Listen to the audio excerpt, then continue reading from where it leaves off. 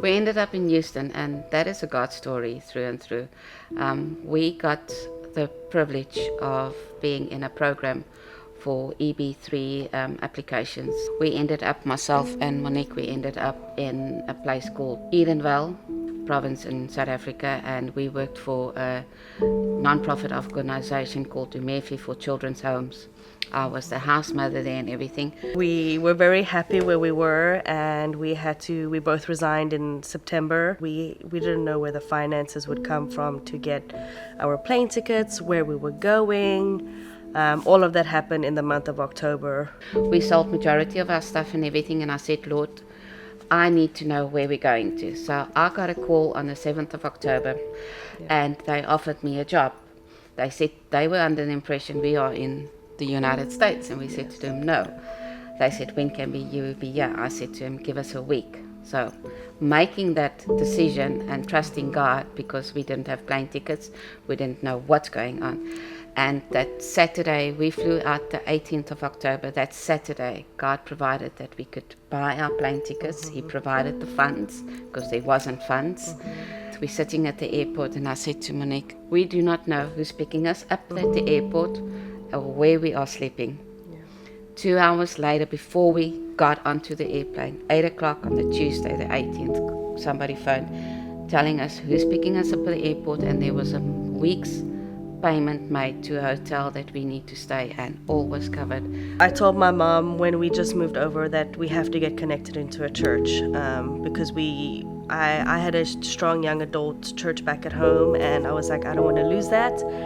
And I was sitting in our apartment Googling churches, and the Met Church popped up as the first search. The first Sunday we were in the States, we went to the South African church, which they host once a month, and we met Pastor Franz. He invited us, and we came the following Sunday. Auntie Debbie picked us up from the apartment and brought us to the church, and as we walked in, there were two ladies at the door, Cheryl and Michelle, greeting us. And my mom and I looked at each other, and we were like, this is our home. And from there, just how we got connected to serving, and everything just was amazing. My heart and my calling, my life, I've known what it is, and it's been involving kids, no matter what type of kids, whether it is kids with special needs. I had both my brother and sister that passed with special needs kids, so that was my heart. But my calling in my heart is that I need to be there for kids. So I stepped into special needs. I thoroughly enjoyed it and everything, and then he said to me, no, this is not where I want you to be. So I got involved in preteens. I love it. I've been in preteens now about 1 year and 2 months, and just seeing these kids grow and seeing them mature in their spiritual life and in their personal lives as well just touches my heart, because I know that God wants us to equip the next generation, and I know that He is using me by doing what He's asking me to do. I'm always the one that says yes quickly, and I would love to do that because that's just who I am. I'm not going to say no. So I wanted to get involved in anything that I could get involved in, everything, because there was that hunger of something.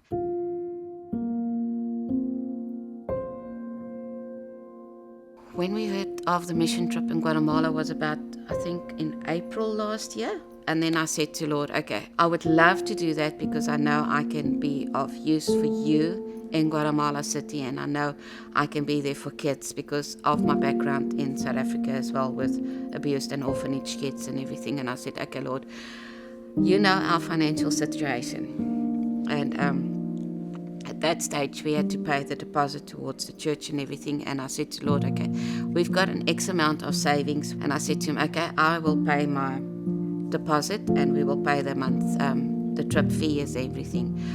And I think it was the Thursday, there was an envelope that was handed to me. And God has just blessed me with the full amount of the mission trips finances. I just completely fell in love with the people. I fell in love with the churches that we visited. I fell in love with those kids and just spending time with them, morning, evening, breakfast. Whenever we were together with them, it was just like this is where I needed to be. There was a time where we had worship that evening, and Carl, the CEO of the Forgotten People, he had a message for the people and everything. But there was a few girls that were sitting in a row. They were beautifully dressed and everything and all that, but the way they worshipped and the way they praised God and everything was amazing. I don't understand the language, but it was just, you could feel it, that there was something moving in there. But at that evening, there was a call made out. And 3 of those girls accepted Christ. And the joy that I have is I was able, yet we don't speak the language, I was able to pray with them. And it's just amazing how God put us there that evening, opened the doors, and she gave her heart to the Lord. So Thursday, I give Monique a call, and I said to her, babes, I'm not coming back. And she said to me, Mom, it's okay. And I said to her, okay. The minute I said yes, and I stepped into my yes, it's like he just opened heaven's doors. And he flooded every single provision that just came along. For everybody that doesn't want to do missionary work or doesn't want to be in the field, there's many ways where you can still participate in missionary work. Whether it's your prayer, whether it's your support financially, whether it's your support in providing skills. Why would anybody want to do missionary work? A lot of people's going to say we're crazy, and I know we're crazy, but for me personally it is, I would encourage anybody that's sitting there currently and say, I don't want to do this. Pray, ask God to show you where He wants to use you. And when you've got that word and confirmation that this is what God wants you to do, then you put your yes on the table.